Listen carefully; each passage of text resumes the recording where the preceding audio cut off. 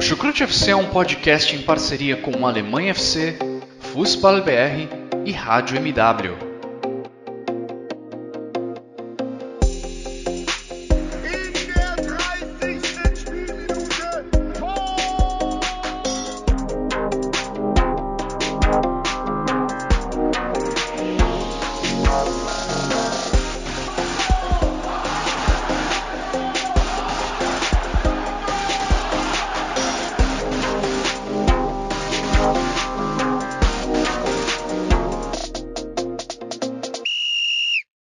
Moin, moin! Alô! Servus! E no meio de muita neve, quase que literalmente, estou aqui direto da Alemanha, direto de Duisburg, para mais um episódio do Chucrute FC.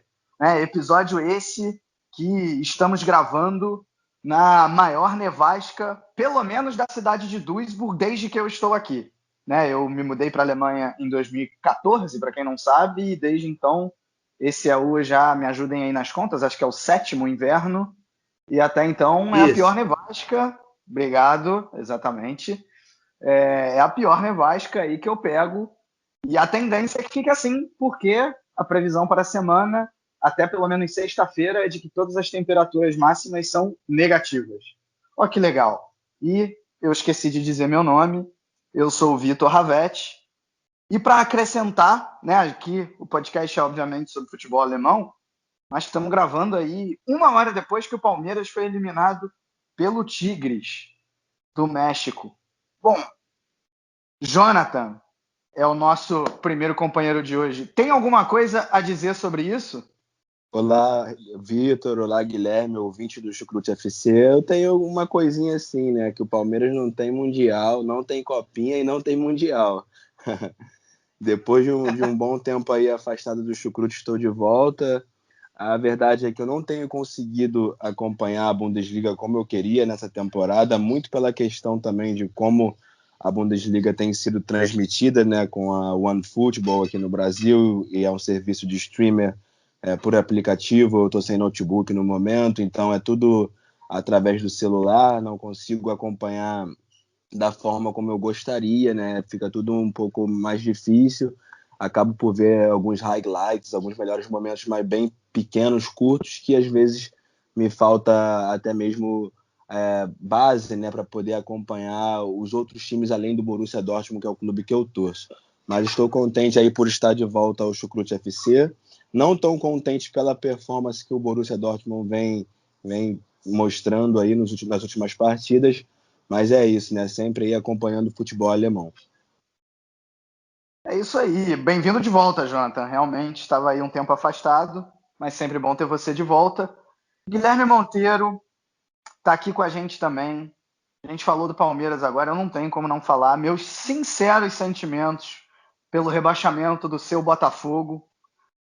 Realmente é um clube enorme, gigante, entregue aí nessa situação triste. Enfim, se você quiser dizer alguma coisa sobre isso, o espaço é todo seu. A minha introdução no programa já vinha sendo desenhada desde sexta-feira, Porque a minha vida esportiva não anda nada boa. É difícil, acho que, encontrar no momento pessoa tão fodida quanto eu. Uma equipe rebaixada e outra que também não está no momento tão bom. O Borussia já teve momentos bem melhores. Mas enfim, isso faz parte dos processos. As coisas que o Botafogo tem começado já um pouco diferente, diretoria um pouco mais profissional para a temporada agora. E vamos tentar montar um time para tentar subir para a Série A de novo, Por mais que seja difícil pelos desafios econômicos que a segunda divisão vai impor a nós. Mas enfim, a gente vai. Eu tenho muita fé que o Botafogo vai conseguir se reestruturar e a gente vai voltar bem para a Série A. Mas falando de futebol alemão, eu acho que além do Borussia Dortmund estar sendo uma grande decepção, eu gostaria de tecer algumas palavras boas sobre o Colônia. O Colônia, que é uma equipe que eu bati um pouco durante a temporada, porque achei que estava fugindo um pouco da sua característica, e o Marcos Gisdol tentando sair um pouco também, tentar adaptar um pouco o modelo às peças que ele tinha e não conseguiu se encontrar. E parece que nesse curto período de 2 rodadas, o Colônia voltou ao eixo. Então vamos ver aí, daqui a pouco a gente vai entrar um pouco mais a fundo. E é isso, né? Eu acho que também é válido aqui eu dizer uma informação importante. Vocês notaram aí, para quem está mais atento ao feed do Chucrute, que não tem tido os programas da segunda divisão. Mas é por um motivo meu, principalmente.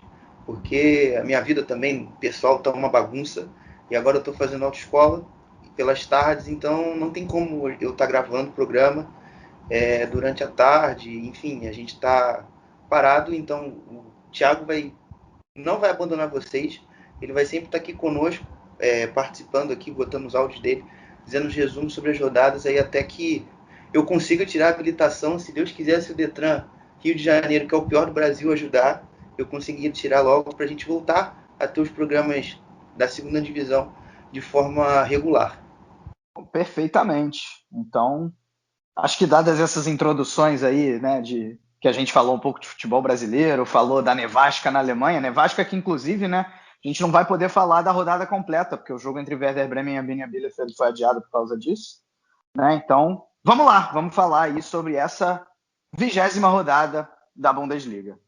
Bom, começando então, a gente vai falar aí do tropeço, não do Borussia, mas sim dois Borussias, né? Porque ambos acabaram saindo derrotados nessa rodada em jogos em que se esperava a vitória, mas acabaram não convencendo, né? O Borussia Dortmund perdeu de 2-1 para o Freiburg, mais uma vez, né, mostrando essa regularidade aí dos aurinegros. E o Borussia Mönchengladbach no derby da cidade, não. No Rhein-Derby, no derby do Rio Reno, né, diante do Colônia, que era um time que, né, não estava apresentando tanta coisa assim quando você olha o campeonato como um todo, mas valeu a máxima do futebol, eternizada pelo nosso querido atacante Mário Jardel. Clássico é clássico e vice-versa, valeu vice-versa. O Colônia venceu por 2-1. Bom, vou começar então pelo Borussia Dortmund. E aí eu começo com alguns dados aqui sobre a partida, né? Gols esperados: 1,29 a 0,17 para o Dortmund. Posse de bola: 68% a 32%, claro, para o Dortmund. Chutes a gol: 16-6. Grandes chances criadas, né? Segundo o SofaScore, aquela chance clara de gol: uma para o Dortmund, nenhuma para o Freiburg. E bolas na trave: 2 para o Borussia Dortmund, 0 para o Freiburg. Atenção para a pergunta retórica. Jonathan, o Borussia Dortmund jogou bem? Sinceramente, não acho, Vitor. Eu acho que até conseguiu chegar algumas vezes na frente. Um lance, por exemplo, que o Erling Haaland perde um gol que eu acho que ele foi muito mal, foi muito infeliz na forma como ele bateu na bola, que ele bateu na bola de uma forma fraca e na direção em que estava o goleiro Florian Müller. Porque se ele dá um toquinho sutil para frente ali, ele empurra e o Dortmund abria o placar naquela altura do jogo. Teve também lá o chute do Emre Can no começo do jogo no travessão também e tudo mais. Só que eu não considero uma boa performance do time porque senti muita dificuldade o esquema como jogou, né, os defensores para fazer a bola chegar do meio para poder a bola também chegar no ataque. Não foi uma partida boa do Marco Reus. O Brandt também, que acabou saindo no segundo tempo para entrar, o Bellingham também não fez uma boa partida no primeiro tempo. Também, para variar, como sempre, aí sendo escalado fora de posição. O Brandt no Borussia Dortmund passa muito por isso, embora eu também pense que ele não rendeu ainda o que se espera dele desde que chegou. É um jogador que foi investido um dinheiro alto nele. Ele mostrava um futebol mostrava muito mais potencial, ao meu ver, quando estava lá no Bayer Leverkusen, e hoje em dia eu não sinto tanto essa firmeza dele no Dortmund. Para mim, até hoje, ele não se encaixou perfeitamente. Então, acredito que deixou a desejar sim, não à toa perdeu o jogo. É claro, também os 2 gols. Até falei isso com o Guilherme Monteiro no Twitter. O primeiro chute, né, o primeiro gol do Freiburg, eu não achei tão defensável assim, mas era sim uma bola defensável para o Marvin Hitz. E o segundo foi totalmente falta de atenção do goleiro também do Borussia Dortmund, que é até engraçado a forma como ele vai pulando para a bola, bate na trave, cai. Mas um outro fator também que tem se discutido bastante na mídia alemã, que é que o Borussia Dortmund vai atrás de um novo goleiro para a próxima temporada, porque o Burke também embora salve muitas vezes, também já falhou em jogos cruciais, já falhou em momentos chaves, em momentos que um goleiro top mesmo não se pode falhar. Eu até era um defensor aí do que o Roman Burke deveria pegar um pouco de banco nesse time por um tempinho. Acabou que ele se lesionou, não comemoro a lesão dele, eu acho isso um absurdo, ver torcedor comemorar a lesão de jogador, mas o Marvin Hitz estava merecendo sim as suas chances. O Marvin Hitz, que por exemplo na Pokal contra o Paderborn fez uma boa partida, embora tenha tomado um frango que não foi tanta culpa dele, né, que tinha muita gente na frente no momento do chute, mas o Dortmund é mais do mesmo, né? Foi uma temporada que eu já sabia que de certa forma foi jogado fora a partir do momento que começou com o Lucien Favre, né? Conseguiu ali levar com o Lucien Favre um pouquinho, entrou ali o Terzic. Até hoje eu não considero esse time com uma identidade. Eu acho que o Dortmund, dentro das partidas, ele tem lampejo, tem momentos de lembrar o Dortmund da época do Thomas Tuchel, a forma como constrói uma jogada, como chega ao ataque, mas do nada parece que muda a chave e vira um Dortmund apático, um Dortmund que não tem muito bem a bola, tem dificuldade para sair. O Freiburg também marcou em cima, e eu senti essa dificuldade no Akanji, no próprio Emre Can, no próprio Hummels, que é um grande jogador na saída de bola. Senti essa deficiência, né? É claro também que o Axel Witsel faz muita falta com a lesão séria que ele teve ali naquele meio campo. Ele é um jogador que ajuda muito nessa questão, na saída de bola também, defendendo. E é isso, eu acho que o Dortmund nessa temporada é mais do mesmo, é poder tentar ali lutar para se classificar para a UEFA Champions League, e que eu acredito que vai ser difícil pelo futebol que tem demonstrado, e também acredito que vai ser muito difícil daqui a algumas semanas, acho que 2 semanas, quando enfrentar o Sevilla pela UEFA Champions League. Realmente, eu acho que essa pressão que você citou do Freiburg, né? O Freiburg alternou em vários momentos uma pressão um pouco mais forte na defesa do Dortmund e uma marcação um pouco mais média-baixa. Né? Acho que foi o segredo, porque atrapalhou a saída de bola e quando se recompunha, também se recompunha com certa qualidade, né? E essa questão do goleiro também, né, do que você citou, Jonathan, vale dizer que isso é um erro também da diretoria. Primeiro, por ter confiado no Burke por tanto tempo. Eu acho que das 4, se não me engano, são 4 temporadas que ele fez até agora com o Dortmund. Uma foi boa, foi realmente boa, que foi a primeira do Favre, e todas as outras foram irregulares, né? E se também não confia no Hitz para colocar, então já era para ter ido atrás de um goleiro há muito mais tempo e parece que só vai agora.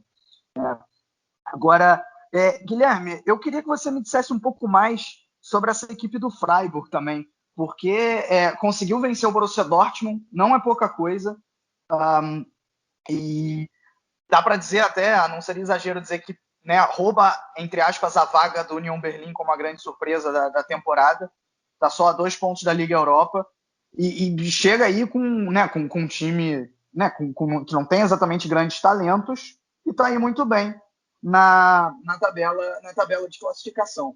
E quando você for falar do Borussia Dortmund, eu já jogo aquela perguntinha capciosa para você. O trabalho do Terzic não, porque é injusto, né, fazer qualquer avaliação com quantos jogos ele tem. Não, tem 1 mês de trabalho, 2 meses de trabalho. Mas a pergunta que eu faço é, o Borussia Dortmund regrediu, progrediu ou continua a mesma coisa em relação ao time do Lucien Favre? Bom, começando pelo segundo tema. Eu também já tinha lançado essa pergunta aqui na minha última participação, e ali tinha 6 jogos de Terzic. Agora avançou o quê? 3 jogos a mais. Mesmo assim dá um corte pequeno, tem 9 jogos de Terzic. Mas, sabe, em algum momento a gente começa, eu mesmo penso comigo, cara, será que eu não peguei muito pesado com o Fábio? Porque parece que a gente estagnou e não sai disso. Não sai disso. As mesmas limitações que a gente já tinha e você não vê nenhuma perspectiva de mudança. Você vê lapsos, você vê ali, às vezes, um guerreiro, como foi no jogo de ontem, tentando fazer algo diferente, se movimentando, dando um pouco mais de dinâmica àquele meio campo travado que está o do Borussia Dortmund. O Witsel está fazendo muita falta, eu acho que até mais do que eu esperava.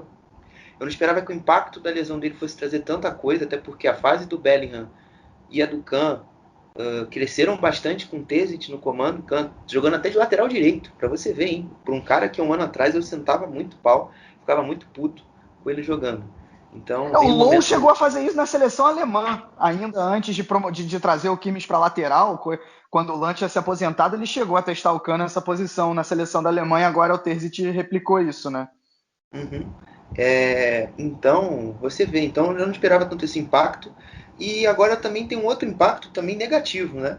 Porque você também, Vitor, reclamou no outro programa que eu estava aqui, e eu meio que achei que não tivesse tanto problema. Mas parando para pensar, cara, você deixar o Haaland totalmente fixo ali, brigando com às vezes 3 zagueiros, no caso de ontem contra o Freiburg, fez um pouco mal para ele. Ele está ficando menos presente dentro dos jogos, né?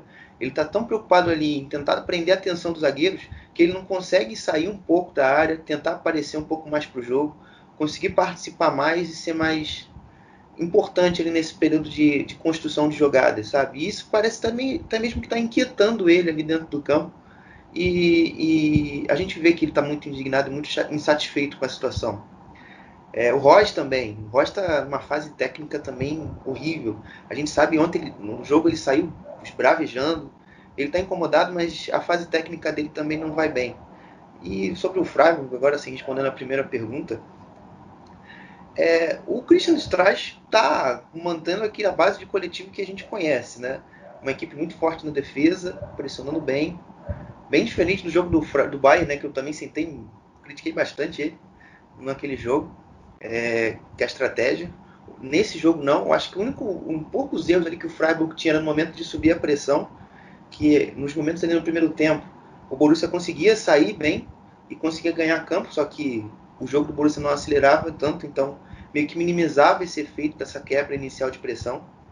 Mas em bloco baixo ali, poxa, tem destacar o trabalho ali de Santa Maria, de Höfler, do próprio Linha Hart, também junto ali do Grifo e do Heller nas pontas, junto com o Gunter e o Schmid, esses jogadores assim muito próximos e dificultando bastante as ações do Borussia pelos setores laterais do campo. E foi nisso aí que também na recuperação em campo defensivo, que com os jogadores de defesa, né, o primeiro passe está muito qualificado ali com o Linha Hart e o Schlotterbeck, como os zagueiros acionando muito Santa Maria. O Santa Maria que eu destaquei no meu Twitter, inclusive, que era o ponto fulcral para fazer a estratégia funcionar, porque ele dava bons passos, e esses passos chegavam até a quebrar a última linha do Borussia, só que o que faltava era o timing. Era o jogador, na hora de arrancar, ele não estava acertando, estava se colocando em impedimento. E, enfim, isso foi importante. Apesar disso que tudo que eu estou destacando, está elogiando, o gol sai num erro individual do Borussia, que é o que tem sido, acho que isso não é culpa de treinador, mas individual, que está pesando muito no trabalho até agora. Porque o Borussia, todo jogo, tem um erro individual que custa um ponto. Ou pontos. No jogo do Leverkusen, por exemplo. O segundo gol sai de um erro do Akanji. No jogo de ontem foi o Reina. Aí você fica nessa roleta, para quem saber, opa, hoje é o Royce, ele vai ralar e vai dar um gol para o adversário.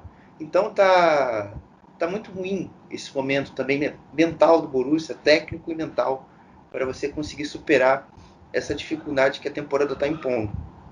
E você também tocou no tema União Berlim, União Berlim, Stuttgart e Freiburg que um pega para capar para saber quem é o melhor time da temporada, né? Que sensação. Eu hoje, se eu fosse colocar assim, desempenho, resultado, Freiburg. Essa relação deles estão bem melhores no momento que está do União Berlim. Que um tempo atrás eu até cheguei a conversar com os caras no Twitter. Poxa, vocês estão tão bem assim, me surpreendendo. Eu falei, poxa, daqui a pouco a gente vai ver Champions League no Underalter Fosterhai. Mas eu acho que eu dei uma zicada bem braba aí, os caras caíram vertiginosamente, tanto em rendimento, tanto em pontos, que infelizmente eles estão em um momento ruim, mas eu acredito que isso seja uma oscilação natural da temporada.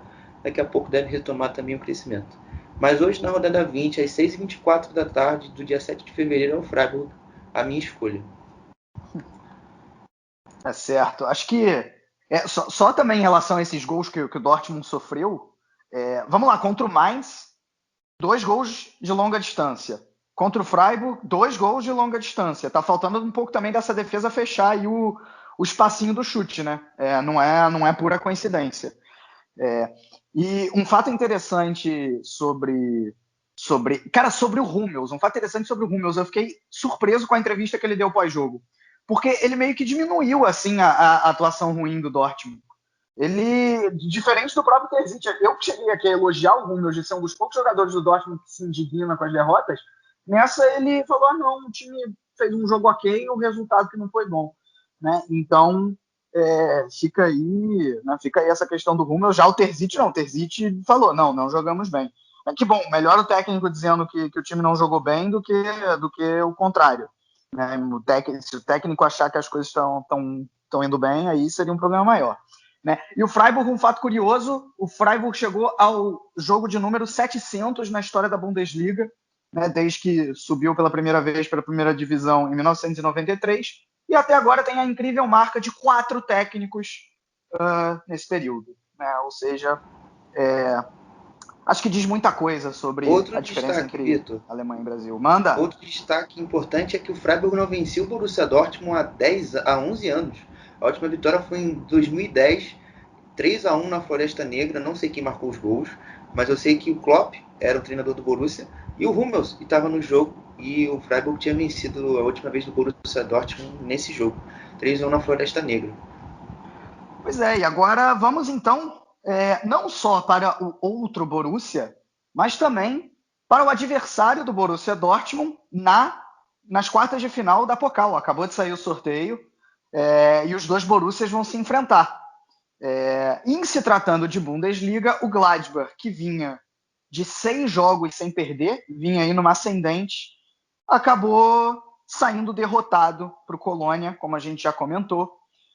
2 gols do jovem Reschbekaj, e com isso o Colônia dá uma boa respirada aí nessa briga contra o rebaixamento, coloca 4 pontos de vantagem sobre a zona do playoff, sobre tanto o Hertha Berlim quanto o Arminia Bielefeld, sendo que o Arminia Bielefeld tem um jogo a menos, né, já por conta do adiamento da partida de hoje contra o Werder Bremen. E o Gladbach dá uma freada um pouco aí nessa briga por Champions League, né? Fica com 32 pontos, está na 7ª posição, 4 pontos já atrás do Eintracht Frankfurt, que é o 4º colocado. O que aconteceu aí nesse jogo para o Colônia ir tão bem e para o Gladbach ir bem abaixo das expectativas, Jonathan? Bom, eu vi até bastante torcedores do Borussia Mönchengladbach reclamarem, né, que o técnico Marco Rose, para essa partida, para esse clássico, poupou alguns jogadores que são jogadores ditos titulares, né, como o Ben Sebaini, que entrou no segundo tempo. Também teve o Marcos Thuram também, que pode-se dizer que é um titular, né, e o Christoph Kramer, Jonas Hoffmann, que vive uma temporada boa. Então, o técnico poupou... Leá ficou bom também, talvez o melhor deles. Exatamente, o técnico Marco Rose poupou seus grandes jogadores num clássico e acabou que a conta ficou cara, né? Uma derrota que todo mundo sabe que no momento o Colônia não tem a equipe que tem o Borussia Mönchengladbach, não tem a força. Só você olhar para a tabela e olhar para a folha salarial, olhar para tudo entre as duas equipes, que pela lógica o Borussia Mönchengladbach era para levar a melhor, né? Não à toa também é uma equipe que está na UEFA Champions League e em breve vai vir a campo pela competição. Se você olhar os números do jogo, teve mais posse de bola, tanto no primeiro tempo como no segundo tempo, né? No segundo tempo, principalmente, teve mais finalizações, só que não teve também sorte. Engraçado é que os dois primeiros gols das duas equipes são chutes de fora da área que desviam e matam os goleiros com os desvios, né? Aí só lá depois do Reschbekaj, que faz o segundo gol dele na partida também, jogou bastante, né? Foi decisivo para o Colônia, uma vitória muito importante para o Colônia que desde que voltou da segunda divisão, já há 2 temporadas, né, se não me engano, também vive sempre ali na parte de baixo, sempre correndo esse perigo aí de voltar à Zweite Liga, né? Então, o trabalho do Marco Rose eu até considero bom, é um técnico que inclusive tem sido ventilado, assim dizendo, né, no Borussia Dortmund. Não sei se isso vai acontecer, mas tropeçaram mais uma vez aí contra uma equipe que não era para se tropeçar na Bundesliga. Mas se você olhar a classificação, o Gladbach ainda tem ali seus 32 pontos, pode ainda ao longo da temporada lutar por uma classificação de UEFA Champions League e etc. Está tudo muito aberto ainda é muito cedo para cravar qualquer coisa, né? Só não acredito que vai ser uma das equipes que vai lutar lá pela segunda ou terceira posição. Não acho que o Gladbach vai querer tanto, não vai almejar tanto os voos altos da Bundesliga. Acredito que vai ser uma equipe que focará bastante na Pokal, que enfrentará o Borussia Dortmund agora, e também na UEFA Champions League, né? Se eles puderem fazer alguma coisa no confronto deles lá. Acho que sobre o que você falou do Marco Rose no Dortmund, Jonathan, ele próprio tem se irritado com as insistentes perguntas da imprensa sobre isso. Inclusive chegou a dar uma resposta, eu não vou dizer deseducada, mas assim com um pouco de rancor, assim, ríspida. De paciência. Ríspida. Uma resposta ríspida antes no pré-jogo da partida contra o Colônia. Né? Então isso realmente está incomodando. Agora está incomodando um pouco também a própria torcida do Gladbach, porque era bom ele no mínimo dizer, né, se ele continua ou não para a próxima temporada, porque aí é a vez do Gladbach ir buscar um outro treinador, a despeito do excelente trabalho que ele vem fazendo, né? Cara, sobre essa partida, concordo plenamente com você, acho que o Rose errou em poupar todos esses jogadores. Ele deu uma de... Teve um técnico português que treinou o Cruzeiro, agora eu não estou lembrando o nome dele, Paulo Bento, né, que chegou a treinar o Cruzeiro.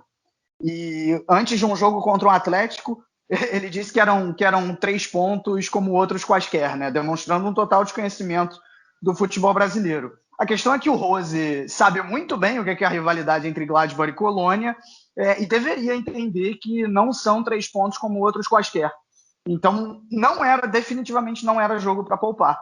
E aí acabou acontecendo o que aconteceu, né? Um ataque extremamente inoperante. Aliás, é a segunda partida seguida que o ataque do Gladbach não consegue envolver a defesa adversária. Já tinha acontecido semana passada com o Union Berlim. Dessa vez, com todos esses... Eu não vou nem chamar de desfalques, né? Essas opções do Marco Rose. Acabou que, enfim, Hermann,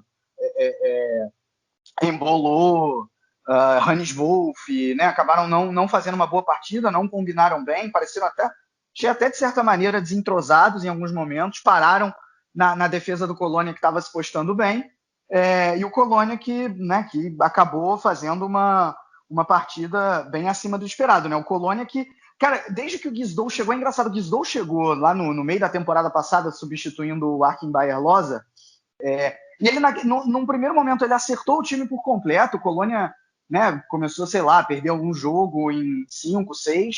Aí o time caiu absurdamente.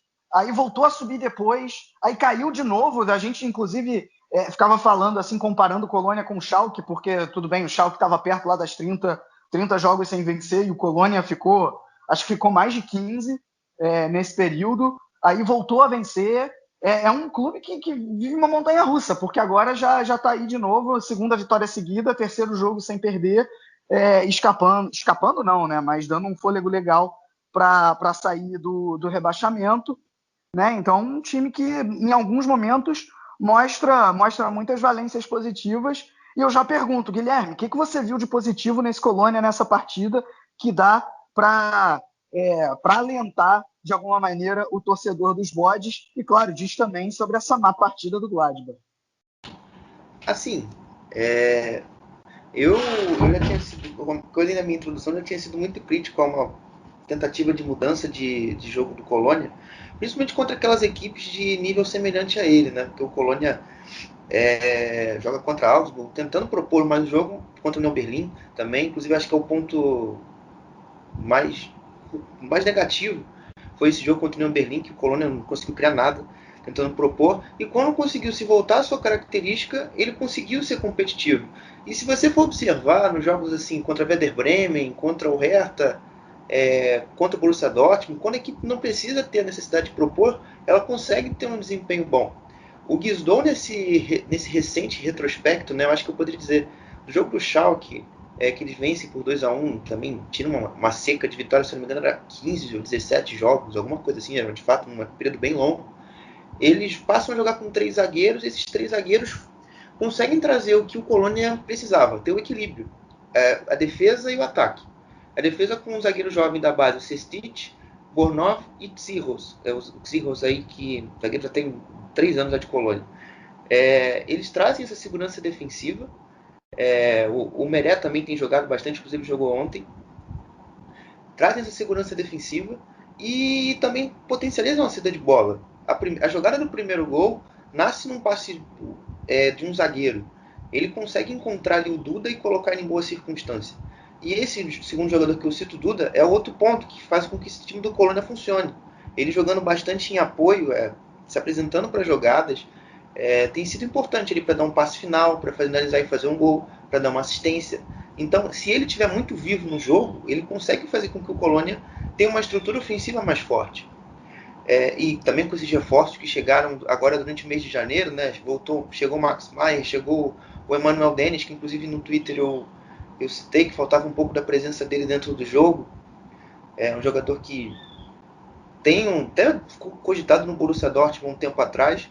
É uma promessa do futebol nigeriano. Era bom mesmo no Clube Bruges. Isso, então. Ele era bom mesmo no Clube Bruges. Um jogador que tem um certo mercado, ter parado no Colônia até me surpreendeu. E vai ser importante, eu acho que nesse período sem o Anderson. E de você uma oscilação muito grande ali na frente entre o Duda, entre o Wolf mesmo, que jogou de atacante no jogo contra o Hoffenheim, há 2 rodadas atrás, e você não tendo esse jogador assim, chamar de referência mesmo na frente, ele te dá. E dentro dessa estrutura toda você está montando a defesa e aos poucos vai montando o ataque. E ontem, sem comentários das atuações do Reis e do Oscan, protegendo ali os zagueiros e a ala. Perfeitos, impecáveis. Não tem nem que pontuar. Ainda achei o Shaqiri também. O Shaqiri também é um puta meia também, verdade. Jogou bem. E uma das coisas só que, assim, eu achei uma grande falha, né, que resultou no segundo gol do Stefan Leiner, na lateral direito do Borussia Mönchengladbach. Sem dúvida. Não pode dar um mole daquele ali. Custou 2 pontos, né? Tava no empate no momento. E só para fechar, outros pontos também importantes no jogo foram as alas, né? O Erizibui, sempre um desafogo pelo lado oposto. A jogada saía muito ali pelo lado esquerdo, com Duda, como já citei, e ela sempre tentava desafogar no lado direito. Quando esse lançamento não saiu, o Colônia ficava meio preso, meio ferrado. Então ele ali também foi importante, tanto para defender, tanto para atacar. Outra boa atuação desse lateral que eu já elogio há algum tempo. E com ele bem, o Colônia posteriormente vai bem também. E vai nisso. Também o Colônia tem bons jovens, né? O Ian Thielmann, que entrou depois do intervalo. É um Colônia que vai apostando na base e vai conseguindo gerar aos poucos frutos. São talentos, são jovens ainda, estão oscilando muito. O Jacobs é a prova viva disso, jogou ontem também. Mas eu aposto nessa base do Colônia ir para um futuro. Se bem trabalhada e se todo mundo dá o tempo para todo mundo evoluir, conseguir bater ali um processo de maturação ideal, eu acho que para a próxima temporada você já pode sonhar, ver um Colônia não brigando apenas pelo rebaixamento, mas já conseguindo sonhar com coisas mais estáveis na temporada. Até porque, né, Thielmann, o Cecit não, mas o Thielmann, o Jacobs, o Catebar já estão na sua segunda Bundesliga, querendo ou não, já é um pouco mais de rodagem, um pouco mais de experiência. E você tem o Voloder da zaga, você tem o Cestic também chegando com um ano de Bundesliga, e você vai virando esse potencial, você está atendendo o seu elenco, qualificando com jogadores experientes, o Colônia tende a crescer. Só mais um fato importante fora de campo em relação a essa partida. Antes do jogo, né, a torcida do Colônia fez ali uma pequena aglomeração quando a equipe entrou no ônibus, e o Drexler, né, que hoje está mais na reserva, foi flagrado xingando os torcedores. Foi obrigado a pedir desculpa depois. Ficou uma situação bastante desconfortável, né? Os torcedores, obviamente, não gostaram da situação. A própria diretoria do Colônia, né, o clube como instituição, teve também que soltar uma nota. Então fica aí esse fato complicado e lamentável em relação ao Drexler. Bom, a gente falou aí... Uma pergunta, Vitor. Essa foi a primeira vitória do Colônia num derby depois de muito tempo, né, cara? Depois de 3 anos. Bem lembrado, depois de 3 anos. Então o Colônia já vinha num jejum bem grande mesmo. Exatamente, né? Para um derby é bastante tempo. Bom, falamos então aí de 2 equipes que decepcionaram nessa rodada, né? Os 2 Borussias. Vamos falar agora de 2 equipes que cumpriram com a sua obrigação, que fizeram no mínimo o que se esperava delas. Ao menos em termos de resultado. Eu estou falando do líder Bayern de Munique, que agora abriu 7 pontos, de malas prontas para o Catar, né, pegando ali o avião logo após a partida, ou não, por conta do atraso aí que já viralizou nas redes sociais, né? O clube, por causa de 3 minutos, não foi autorizado a decolar do aeroporto de Berlim, foi obrigado a pernoitar no tal aeroporto e acabou atrasando o seu voo em 9 horas. Mas, como eu falei, né, algumas horas antes, o time venceu o Hertha Berlim em mais uma partida, abre aspas, meia boca, mas conquistou aí os 3 pontos, gol do Coman, um gol de sorte. Neuer, mais uma vez, talvez, né, não seja exagero dizer que ele garantiu esses 3 pontos. E o vice-líder, o Leipzig, também, né, foi enfrentar o Lanterna, mesmo fora de casa, era amplo favorito, não decepcionou, fez 3-0, né, o Schalke não ofereceu qualquer resistência. Então aí essas duas equipes, o Bayern se consolida como, claro, né, o principal candidato ao título, só o Mecatombe tira esse título aí dos bávaros, e o Leipzig também se consolida mais uma vez como o principal perseguidor do Bayern de Munique, o clube que ainda pode sonhar com alguma coisa, né? Guilherme, esse Bayern de Munique não está convencendo.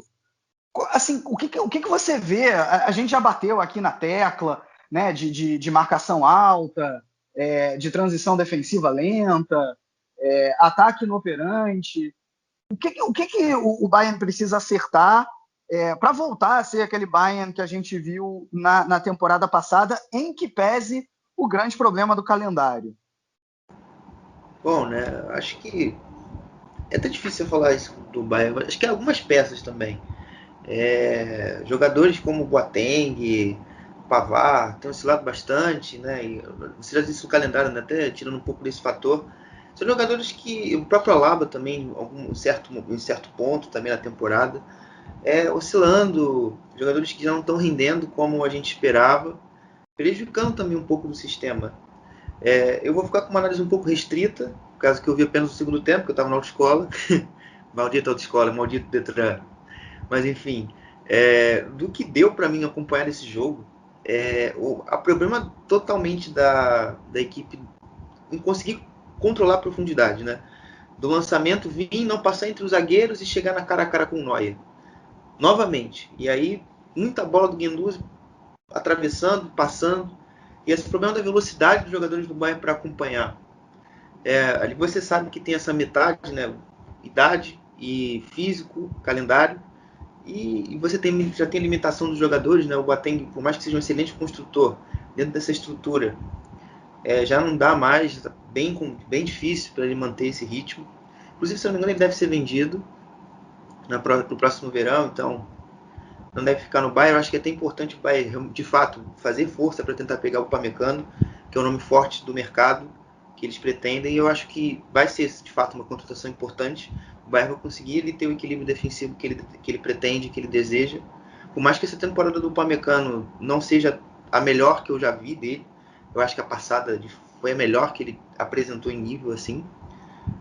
Se você colocar ele no Leipzig, o Rastenberg, o Klosterman tem um desempenho de temporada bem melhor do que o dele, inclusive. O próprio Urban também. Mas enfim, o tema no Leipzig ainda. Enfim, eu acho que as reposições também do Lewandowski, não sei se me convenceram tanto também. O Zirkzee está emprestado agora, vai conseguir ganhar uma rodagem, eu achei isso importante. Vai ser importante para o Bayern dar um pouco de jogo a ele estava precisando. E o Choupo-Moting também, um nível, por mais que o Lewandowski tenha jogado a maior parte do jogo, não é um jogador que está à altura ali do teu plantel. Pode ser uma outra opção também para ser reforçada. Além das pontas, que, na boa, são jogadores bons e já tiveram outros momentos bons na carreira, mas no Bayern tem rendido muito abaixo. O Douglas Costa é um reserva útil, até está cumprindo bem seu papel, mas o Gnabry nesse jogo também jogou até de meia, jogou um segundo volante, mas a temporada dele vem sido bem ruim. Isso aí eu até atribuo mais o calendário. Talvez um outro ponta para dar um pouco mais de regularidade, até pelas lesões do Coman e do próprio Gnabry também. Pode ser um ponto do mercado. O time do Bayern não é horroroso, apesar desse comentário todo, mas acho que as reposições necessitam estar um pouco também à altura. Você não perder tanto nível tanto desempenho, quanto você nota quando a equipe baixa muito o ritmo. O segundo tempo do Bayern foi totalmente de freio de mão puxado, estava nítido, né? O Hertha conseguia jogar, conseguia ali cercar bem pelos lados, tirar totalmente as opções de passe do Bayern e já recuperava a bola e acelerava o jogo. Era muito tranquilo para o Hertha se defender. Você só via, eu vi pelo menos 2 roubadas de bola que geraram chances, né? Mas aí também é muito mais demérito do adversário, o erro do Ascaciba, mas também tem o mérito também do jogador do Bayern que rouba e gera chance, além também do comando com uma jogada individual. Então você está muito refém disso, e eu acho que o coletivo que o Bayern tem, e ele já provou que tem, pode apresentar muito mais aí durante, pelo menos esse finalzinho de temporada, que eu acho que o Bayern tá assim. Hoje estamos em fevereiro. Pô, Maio, chega logo, cara. Eu preciso descansar. Eles caras já estão meio querendo puxar o freio de mão, mas não estão conseguindo por causa que a temporada não está permitindo. Então, acho que quando chegar maio na Baviera vai ser uma festa total, porque a gente pode ter um pouco de refresco, pode ter um pouco de descanso, e o Bayern consegue apresentar um nível de futebol que nos agrada. É claro que, né, o Bayern claramente eu acho que apertou mais esse freio de mão no ano passado, né, na segunda metade ali não é nem no ano passado, mas naquele período em que tomava o primeiro gol o tempo inteiro, né, entre dezembro e até ali o meio de janeiro. Eu até tinha visto uma melhora no Bayern de Munique nas últimas 4, 5 partidas, né, uma defesa que estava recompondo mais, a pressão pós-perda, que acho que é a principal arma. Talvez até obviamente uma arma ofensiva, mas também era uma arma defensiva do Bayern muito forte, né? Porque logo recuperava a bola e não permitia que o adversário chegasse no gol. Ela não estava funcionando tão bem. E ela tinha melhorado nas últimas 4 partidas, tanto é que em 3 delas o time não tinha sofrido gol. Não sofreu mais uma vez nessa, mas muito por conta do Manuel Neuer. O Manuel Neuer, que assim, dá para dizer que ele foi o nome da partida. Foram no mínimo ali 3 chances que ele segurou, né? E também o Matheus Cunha lá, porque aquela cavadinha dele ali, filhão, não era pra ter feito aquilo não. Que deu uma cavadinha no fim lá, você viu que saiu em Ele pegou mal velocidade, na bola, né, cara, mano? pegou mal na bola. Ele pegou mal foi na um pouco bola. Na meu ponto de vista, foi um pouco displicente. Tudo bem que se ele faz é um golaço, todo mundo bate palma e fala golaço, mas era pra ter finalizado de uma forma um pouco mais séria, né? Talvez tivesse empatado ali o jogo pro Hertha. Não, e essa foi só uma das chances, né? Assim, vale até dizer que, né, o Guilherme falou que ele só viu o segundo tempo. Você acabou vendo a pior parte do jogo, o Guilherme. O jogo ele foi bom, assim, em termos de chances criadas, nos primeiros 20 minutos. Né? Metade de todos os gols esperados da partida aconteceram nos primeiros 20 minutos. Porque você teve ali um Bayern de Munique que até... Aliás, o Bayern de Munique ele entrou numa formação diferente, né? Entrou num 4-1-4-1, só com Kimmich de volante. Acho até que muito do Hertha ter conseguido chegar na área do Bayern de Munique. Claro, teve essa questão, mais uma vez, da transição defensiva, da marcação alta, mas o Kimmich marcando sozinho foi um problema, né? Ele é um jogador genial, mas ele não é ele é muito bom, mas ele não é 2, né? E aí quem estava acompanhando ele mais como um volante era o Gnabry, que não tem, né, não tem, por exemplo, a mesma qualidade que o Goretzka, que está contaminado com Covid. Então, essa foi uma questão também, mas, como eu falei, mais nos primeiros 20 minutos. E aí o Hertha chegava... o Piatek teve 3 chances e desperdiçou as 3. E aí o chute do Coman, né, que desviou, acabou sendo o suficiente ali para deslocar o Jarstein. E o Bayern de Munique conseguiu vencer a partida. Jonathan... como é que você está vendo esse Bayern de Munique? Assim, acho que não tem como dizer que não vai ser campeão, mas está realmente bem pior que a última temporada, né? Sim, Vitor. É até um fato que eu disse lá no começo dessa temporada, né, que o Bayern ia sofrer muito pelo fato do calendário. Tipo, tiveram, sei lá, menos de um mês de férias, não foi? Quando terminou a Champions League contra o PSG. E logo emendou uma temporada na outra. Eu sabia que os jogadores iam sofrer com lesões. Se você parar para ver, o Bayern ali, o meio-campo mesmo que perdeu-se o Thiago, né, que foi pro Liverpool à época, e hoje em dia está no Liverpool. Mas nesse jogo, por exemplo, o Corentin Tolisso estava lesionado, né? O Goretzka com a situação da Covid. O Javi Martinez também, se eu não me engano, também está lesionado. Então, faltou também aqueles jogadores ali de meio, né? Por isso que jogou nessa formação, só com o Kimmich ali também. O Gnabry, em certo momento do jogo, virou esse segundo volante aí, como vocês falaram. Sim, não tem como dizer que eles não vão ser campeão. Para mim, o Bayern já está com pontos suficientes à frente para só manter e conquistar o título.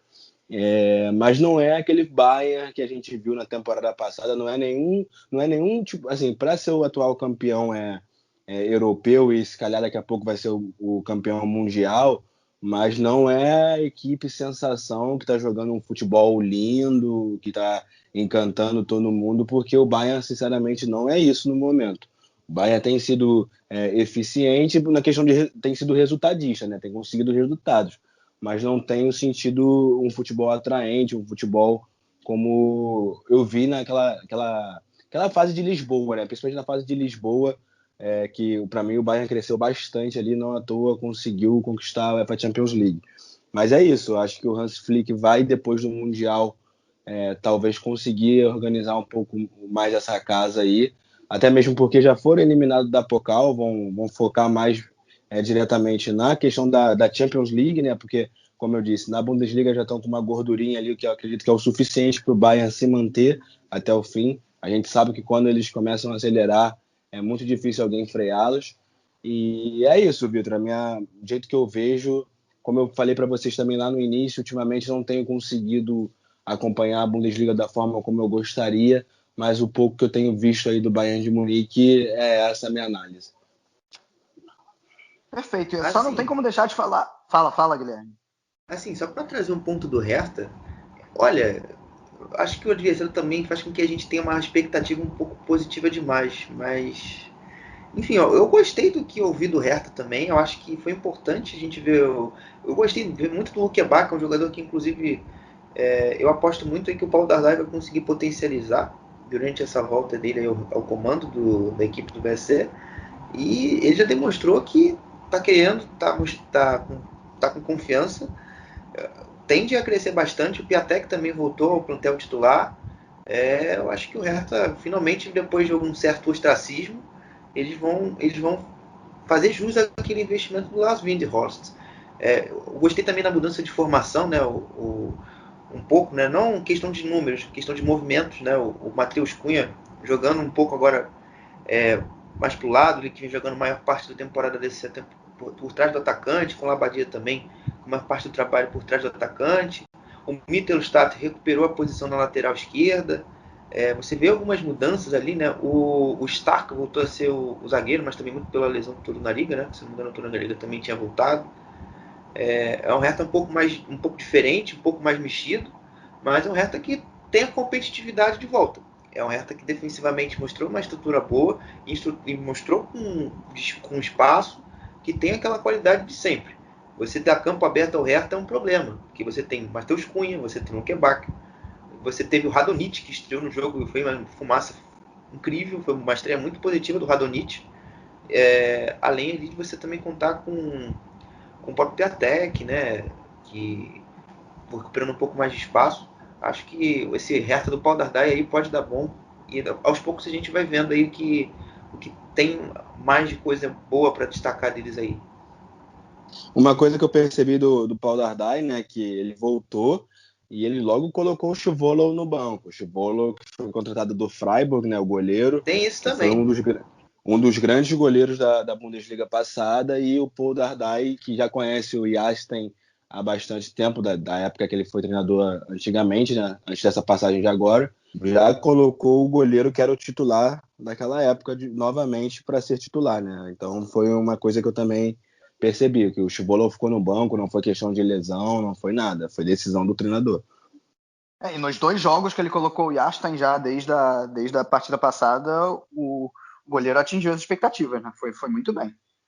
Bom, então vamos falar agora do Leipzig, né? O Leipzig, cara, basicamente, claro, fez um bom jogo, mas se aproveitou da fraqueza do Schalke, né? Fez 3-0 com tranquilidade. Ironicamente, eu digo ironicamente, porque o Leipzig criou muitas e muitas chances, mas os 2 dos 3 gols acabaram saindo na bola parada. né? Não que um gol de bola parada valha menos ou que é um demérito fazer gol de bola parada, mas um time que criou tanto como criou acabou, né, precisando desse artifício para marcar 66% dos seus gols na partida. Agora, então, não, mas uma boa vitória do Leipzig, né? Fez o que se espera, venceu com tranquilidade o Schalke. Angelinho brilha, né? Mais uma vez brilhou. Assim, incrível como ele é acionado ali por aquele lado esquerdo, né? Dessa vez atuando como ala, como vem sendo ultimamente, né? Ele chegou ali no início, quando o Leipzig atuava com uma linha de 4, ele chegou mesmo a atuar como lateral, mas sabia muito bem a hora de se projetar. Agora, como ala, até com mais liberdade ainda de chegar no ataque, brilha nos cruzamentos, né? E dessa vez foram mais 2 assistências. Ele, por todas as competições nessa temporada, já são 8 gols e 9 assistências. Então, realmente um desempenho incrível aí do lateral espanhol. E o Schalke, o Leipzig, que realmente, né, se consolida, como eu já falei, como um perseguidor do Bayern de Munique, né? O que você está achando aí desse Leipzig, Jonathan? Cara, para mim o Leipzig como você falou, se consolidou como a equipe que vai atrás do Bayern, né? Se o Bayern não perder essa gordurinha, o que eu acho muito difícil, como eu já falei, eu vejo a equipe do Nagelsmann como uma das mais fortes da Alemanha, assim, talvez a segunda mais forte até mesmo na questão de elenco. Eu considero o banco do Leipzig, por exemplo, em comparação com o Dortmund, melhor. O Dortmund, você para analisar, tem apostado muito no Moukoko, que é um garoto de 16 anos. O Stefan Tigges, que há pouco tempo estava no Borussia Dortmund 2, né, jogando Regionalliga. Já o Leipzig não, se você for olhar o banco do Leipzig, são jogadores já com rodagem, jogadores que já tem potencial, né, já não são jovens, não são só apostas, tem um plantel mais forte. Então, eu acredito que o Leipzig assim, tem se tornado nessa segunda força nesse sentido. Até mesmo naquela questão que quando rola o Der Klasse, a gente vê o Dortmund meio que se perder psicologicamente diante de um Bayern. E talvez o Leipzig não sinta tanto essa pressão psicológica ao enfrentar diretamente o Bayern, sabe? Então, eu vejo como uma equipe forte que daqui a alguns anos pode sim beliscar esse título de Bundesliga, né? Nessa partida contra o Schalke aconteceu o que todo mundo esperava, né? O Schalke que vive um momento horrível, para mim já considero rebaixado, era igual a situação daí do querido do Guilherme Monteiro com o Botafogo, né? Que a gente também já estava premeditando que isso aconteceria e acredito que não vai ser diferente para o Schalke, né? O rebaixamento está vindo e o problema do Schalke vai muito além também do campo, né? Então é preocupante, eu digo assim como um fã do futebol alemão, até porque eu torço para o Dortmund, é arquirrival, né? Mas é preocupante ver um time da dimensão do Schalke no FIA, da forma como está, e do jeito que está, é capaz de chegar na Zweite Liga e ficar como o Hamburgo, que está 2 temporadas lá e não conseguiu subir até agora. Acredito que nessa atual vai até conseguir subir sim, mas o Schalke não me aparenta estruturado ao ponto de descer e eu cravar que vai ser a equipe que vai lá na Zweite Liga e vai voltar para a primeira divisão. Mas é isso, Vitor. Sobre o Leipzig, para mim tem se cada vez mais consolidado como uma segunda força, embora quando enfrente cara a cara o Borussia Dortmund com todos os problemas que tem, com a fase que não atravessa boa, também treme um pouco na base e perde para o time aurinegro, né? Acho que essa observação aí sobre o Dortmund é válida. É válida. O Leipzig, a gente já falou aqui várias vezes, tem problema quando enfrenta jogo grande. Né? Ganhou do Leverkusen na rodada passada e foi a primeira vez que ganhou de um time que está entre os 7 primeiros na temporada. Bom, cara, o Schalke teve gols esperados de 0,13 na partida. Acho que isso diz muita coisa da produção ofensiva dos Azuis Reais. Né? Mesmo que o adversário tem qualidade, não dá para ser assim. Eu até vi uma pequena melhora assim, depois que o... Eu não entendi porque o Huntelaar veio, todo mundo fez aquele alarde todo e até agora eu não percebi ele em campo, sinceramente. Nem sei se ele já entrou em algum jogo. Não, ele eu acho, ele tá machucado. Exatamente, ele entrou em um dos jogos, mas já no final, acho até que ele entrou em um dos jogos já no final ou nem entrou, mas para essa última partida ele tá machucado, ele não estava à disposição. Acho que ele entrou contra o Frankfurt, não sei. Eu acho que ele, se foi bem no final. Mas enfim, só completando em relação ao Leipzig, chegou até eu vi até uma pequena melhora com o Gross, assim, passou a ser um time que, né, ganhou um pouco mais de confiança, mas nessa partida não demonstrou nada. Estreou o Mustafi, né, que veio para substituir o Kabak. Cara, aí foi um desastre o Mustafi. Ele tem um desconto, entre aspas, porque ele não treinou com o time. Ele veio da Inglaterra, foi obrigado a fazer quarentena. Quando acabou a quarentena, ele não teve tempo nem de treinar e foi para o jogo. Mas mesmo assim, né, o primeiro gol era ele que estava marcando ali o Mukiele, e deixa o Mukiele cabecear sozinho. E, enfim, essa primeira partida do Mustafi foi um desastre. Vai precisar melhorar muito para dar mais segurança para essa zaga do Schalke. Cara, e agora a gente passa para falar do time que está na terceira posição, né, que está realmente surpreendendo nessa temporada. Eu estou falando do Wolfsburg. Cara, o Wolfsburg que 2 temporadas atrás estava disputando playoff de rebaixamento. Aliás, disputou 2 playoffs de rebaixamento seguido. Na temporada passada deu um salto enorme e foi para a Liga Europa, e agora está aí na terceira posição, né, com o Oliver Glasner, que no início teve uma certa dificuldade para achar o modelo do time, principalmente, né, o poderio ofensivo da equipe. Ele chegou perto de ser demitido após reclamar publicamente do clube não ter trazido os reforços para o setor ofensivo na janela de verão. E achou o time. Wolfsburg chegou ao 5º jogo seguido sem tomar gol, né, o que é realmente incrível. Né? Tem a segunda melhor defesa da Bundesliga. E ainda tem ali na frente um Weghorst numa fase sensacional, né, numa fase absurda. E nesse fim de semana foi a Augsburg, venceu por 2-0. Mais uma vez o Weghorst marcou. Outro jogador que vem se destacando, Baku, fez o outro gol da equipe aí do Wolfsburg.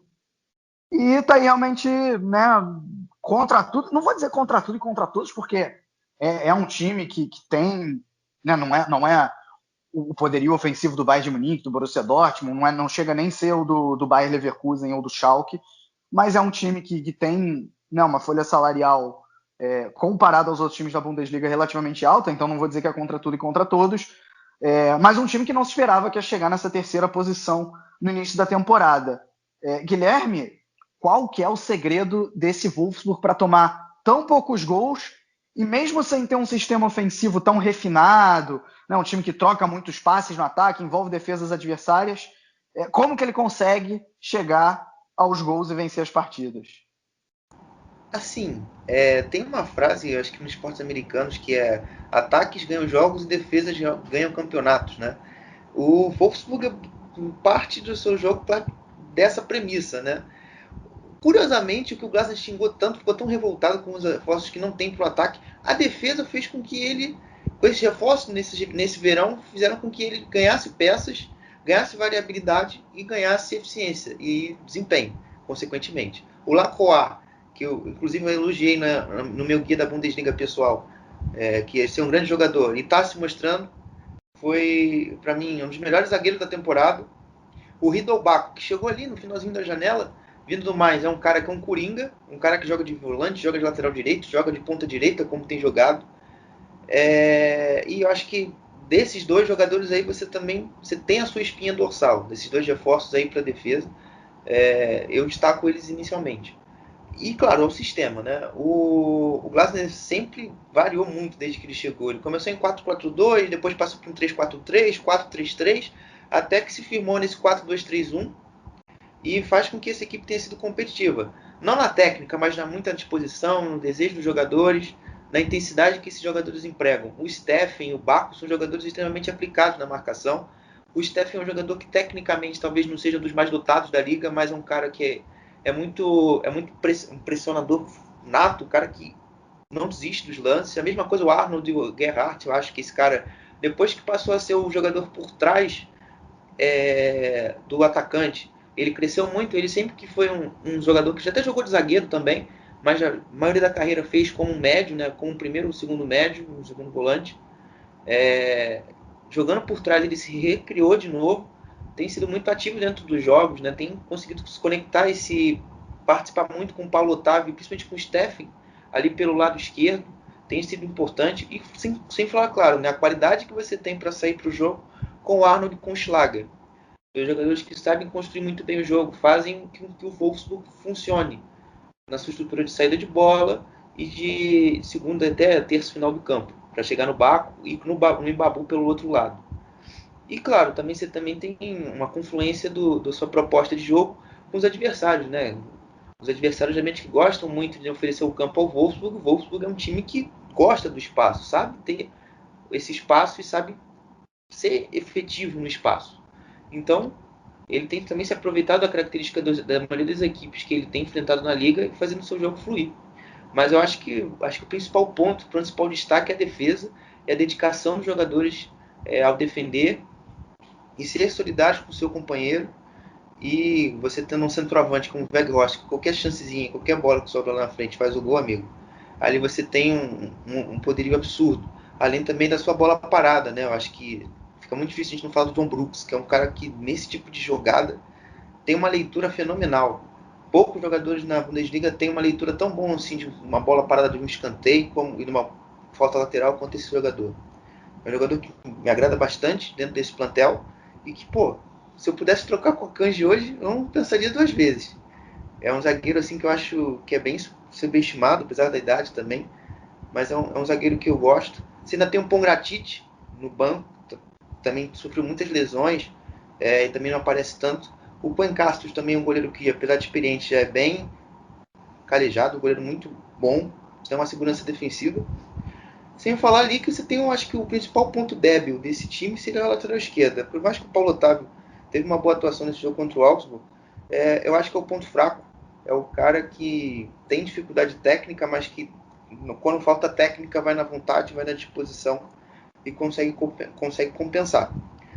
E é isso. Eu acho que o Glasner, mesmo ele talvez não estando tão satisfeito com as opções que ele tenha no banco e também para o seu parte ofensiva, ele tem uma equipe que é muito aguerrida, que tem muita vontade e que vai sempre, no momento de falta de técnica na raça, vai dar a sua vida para garantir os 3 pontos.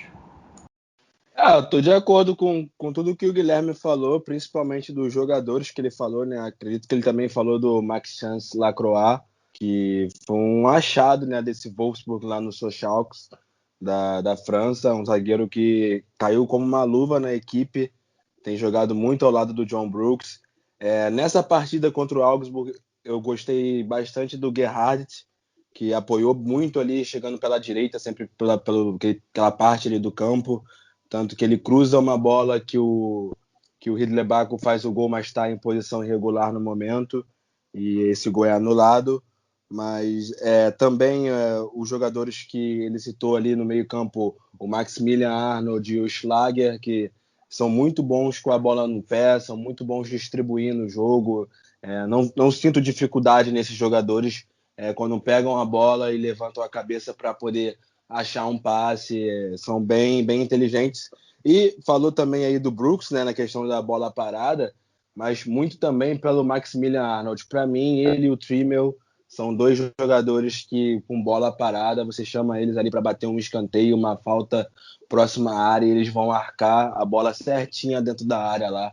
E muitos gols saem dessa forma, né? O Trimmel, que eu citei, é lá do Union Berlin, que também é muito bom com bola parada, e o Weghorst vivendo uma temporada muito boa. A verdade é que desde quando ele chegou no Wolfsburg, ele tem sido o homem-gol, e nessa temporada não está sendo diferente, um jogador muito bom mesmo. Dá até inveja, hein? É um jogador que eu gostaria de ver ali, quem sabe, sendo um banco, ou sei lá o que, do Haaland no Borussia Dortmund, para ser bem sincero. Eu acho que a única coisa que pesa negativamente pro Glasner nesse time é o banco, né, velho? Porque, tipo, tem uma diferença muito grande. Se você, por exemplo, você tira o Baco, você coloca o João Vitor, inclusive estava cotado para ir pro Schalke e pro Mainz, é um desnível muito grande. Você tira o Weghorst, coloca o Bialek, você também já tem um desnível muito grande. Acho que falta para esse time conseguir ser um pouco mais estável a questão desses jogadores no banco. Mas ali, defensivamente, eu acho que o Roussillon, o Pongratic e o Guilavogui são jogadores bem interessantes ali para você ter no seu plantel, jogadores bem estáveis, bem equilibrados, com seus titulares, mas acho que o ataque, de fato, como o Glazer tanto reclama, precisa mesmo de uma qualificação. Bom, acho que vocês já falaram tão bem do Wolfsburg, né, de maneira brilhante, que eu vou me limitar aqui a só citar que o Augsburg só venceu uma partida das últimas 6, fez um jogo absurdamente passivo dessa vez, e acho que vem sendo assim ultimamente, um time que não está conseguindo encaixar, e que nesse momento olha mais para a zona de rebaixamento do que para qualquer outra coisa, porque são só, entre aspas, 5 pontos para o Arminia Bielefeld e para o Hertha Berlim. Cavalinho Paraguai! É verdade, né? Vale lembrar que o Augsburg venceu as 2 primeiras partidas, a segunda contra o Borussia Dortmund, né? Tô falando lá do início da Bundesliga, chegou a ser líder, mas foi caindo, e tá aí nessa situação. Bom, passando aqui rapidamente pelos jogos que a gente ainda não falou, o Mainz venceu o Union Berlin, né? Foi um time que foi muito bem pressionando na saída de bola, com Salah e o Onisivo, e não deixou o Union Berlin jogar, né? Causou problemas. O Bosch Svensson, nesse momento, tem 7 pontos em 7 jogos, ou seja, 1 ponto por jogo, e antes dele chegar, a média era menor do que meio ponto.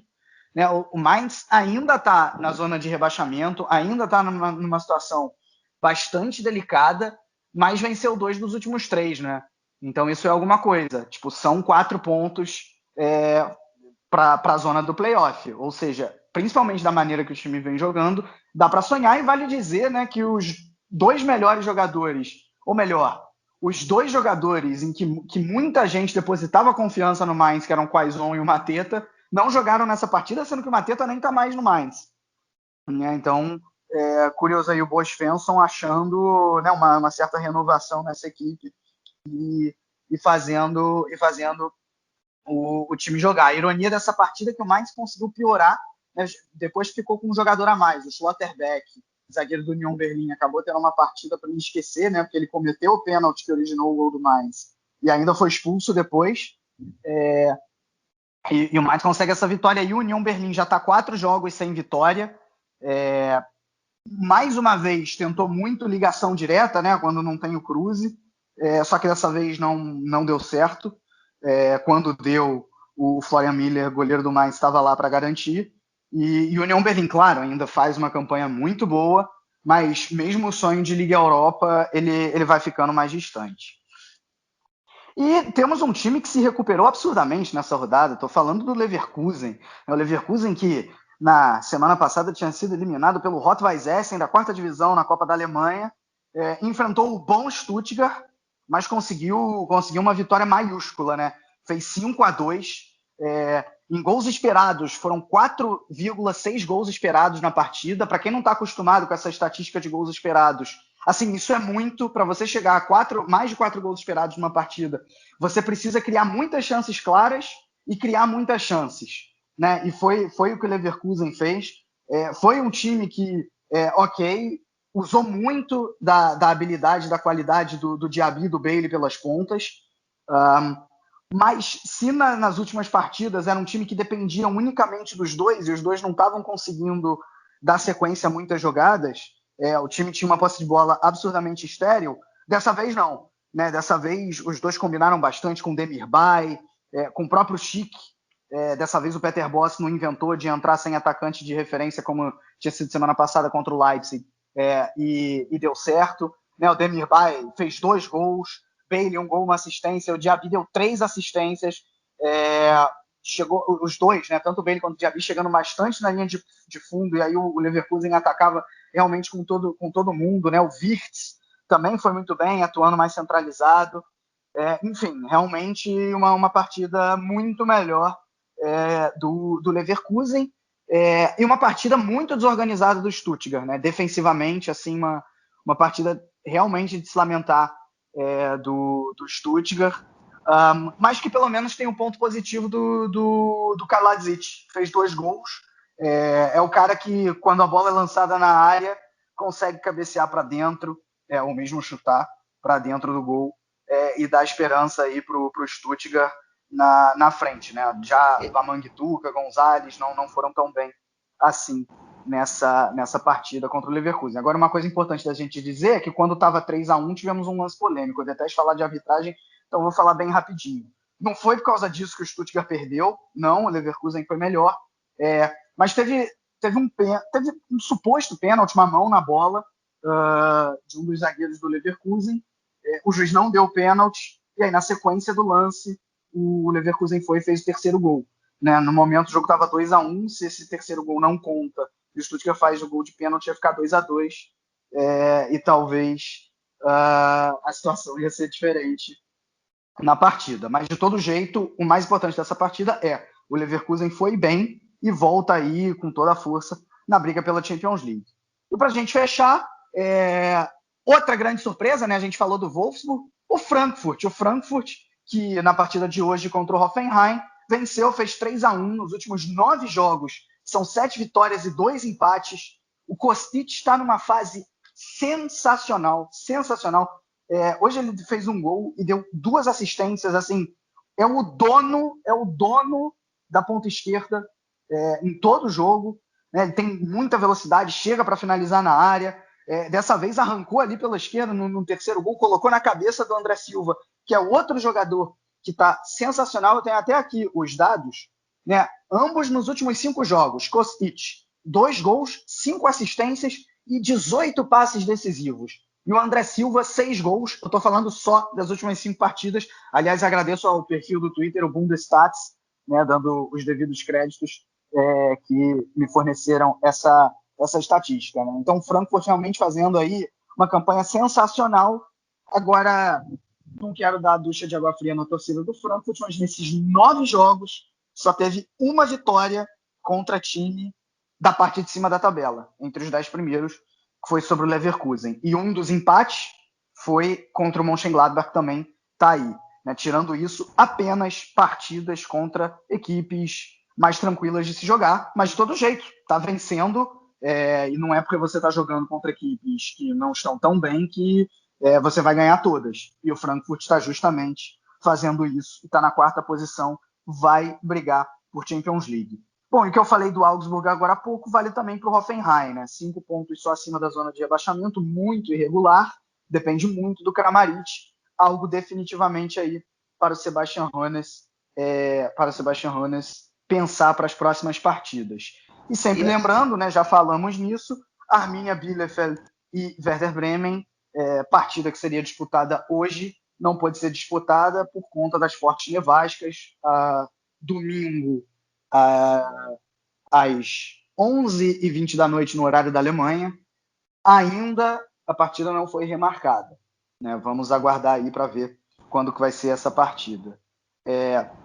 Jonathan, Guilherme, algum comentário aí? Tem um comentário sobre essas partidas?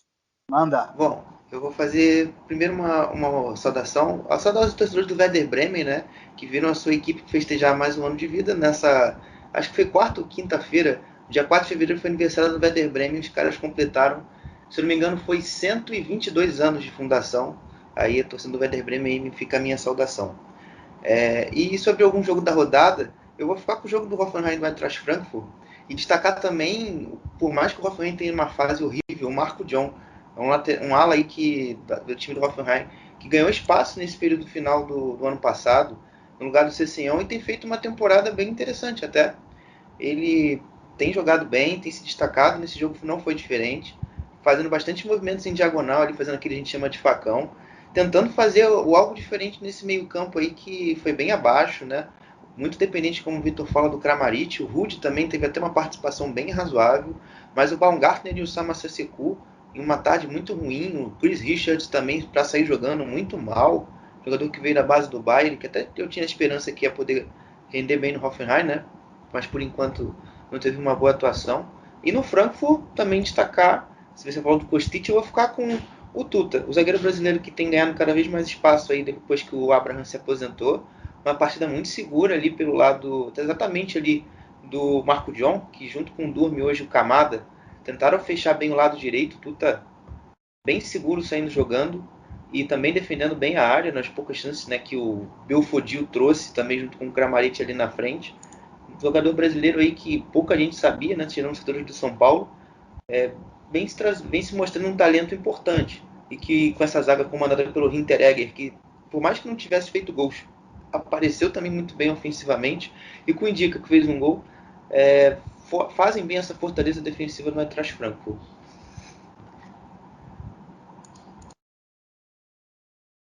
Já eu falo bastante aí da situação do Union Berlin, né? Que para muitos é a sensação, mas já não vence, tem 3 ou 4 rodadas, né, de Bundesliga e está descendo cada vez mais aí, está na 9ª posição. O Stuttgart, que se encontra na 10ª, tem 25 pontos e o Union Berlin tem 29 na 9ª, né? Alguns pontos à frente, mas eu não achava que o Union Berlin ia cair tão rápido assim pelas performances que a equipe vinha tendo. Perdeu aí para o Mainz, né, que está mal demais e consegue pontos importantes lá na parte de baixo, com um gol de pênalti do Niakate. Mas, assim, o Union Berlin me decepcionou com essa derrota para o Mainz aí. Também tinha perdido para o Augsburg recentemente. E vai acabar que vai ser aquela equipe que fez uma graça lá em cima, pelo que tudo indica, né? E vai acabar ali no meio na tabela, ali naquela parte do nada acontece. Eu começo a ficar preocupado também com a Arminia Bielefeld, porque o mais, de fato, como você disse aí, como o Vitor também trouxe, o mais está crescendo muito em pontos, né? E é uma coisa que a gente não estava notando. O Arminia já vem de 2 derrotas seguidas, ainda bem que o jogo hoje foi adiado. Poderia até piorar um pouco essa situação do Arminia aí, que por mais que tenha melhorado também, a frequência de pontos do Arminia nas próximas rodadas é muito negativa, porque você pega o Werder Bremen, eu acho que é um jogo pontuável, mas você pega a Bayern de Munique, você pega a Borussia Dortmund, você pega a Leipzig, você pega a Leverkusen. Então, você está aí numa espiral de ponto zero muito grande. E você ter o jogo pontuável hoje sendo adiado no momento que você é melhor que o seu adversário, na minha visão, melhor que o Bremen em desempenho, é uma coisa preocupante aí para o Arminia na sequência. Então, né, depois aí da gente ter fechado esses jogos todos, vamos aí ouvir sobre a 2ª divisão com o Thiago Barbosa. Salve, salve pessoal do Chucrute FC, que está falando é o Thiago Barbosa do Museu Brasil 2. Falou o que aconteceu nesse final de semana na 20ª rodada da Zweite Liga, exceto a partida em Fortuna Düsseldorf e Holstein Kiel, que jogam nesta segunda-feira. Vamos lá.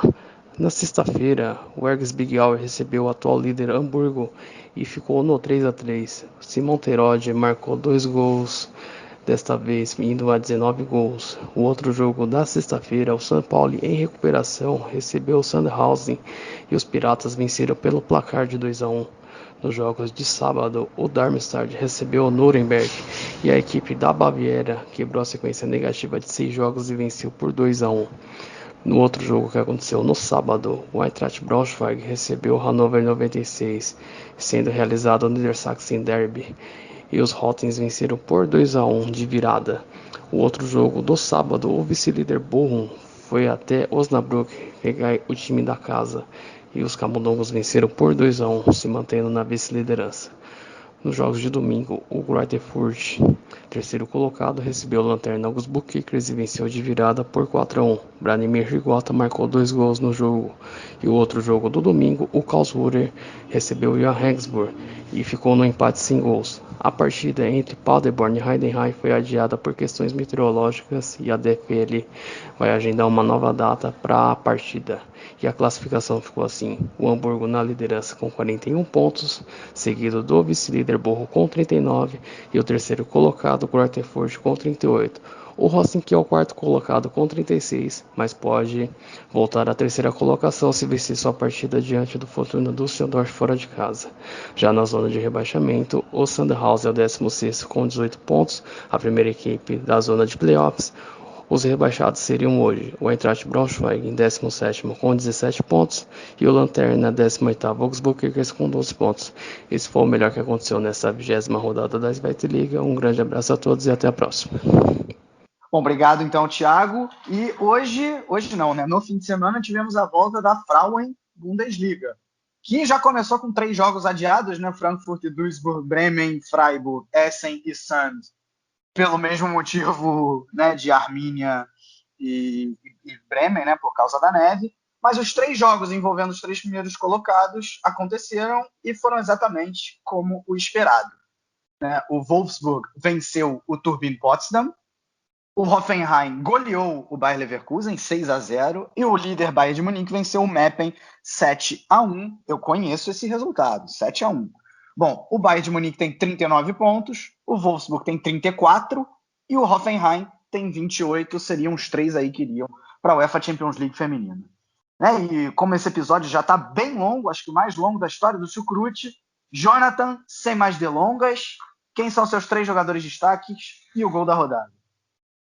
Bom, eu fico com Wout Weghorst, Maximilian Arnold e Reche Bekai, dos jogadores do Wolfsburg e um do Colônia. E também o gol do Wout Weghorst, o primeiro gol do Wolfsburg, uma cavadinha. Eu que critiquei o Matheus Cunha, né, por perder ali um gol frente a frente com o Neuer, porque tentou dar uma cavadinha que ele pegou mal na bola, mas fico com o gol do Wout Weghorst. Também achei a rodada fraca no sentido do gol bonito, hein?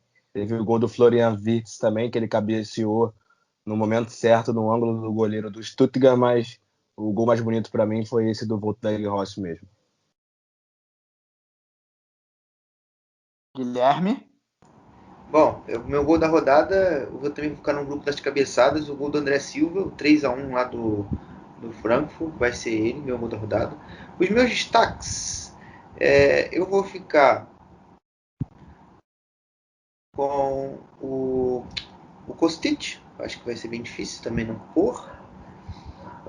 Vou ficar com o Respecai, vou seguir o Jonathan nessa. E também vou ficar com o Jean do Freiburg, eu acho que ele teve uma boa atuação também, além do gol marcado. Bom, eu escolhi um gol diferente do de vocês. Eu fiquei com o gol do Bebu, do Hoffenheim, gol solitário do Hoffenheim na derrota do Frankfurt.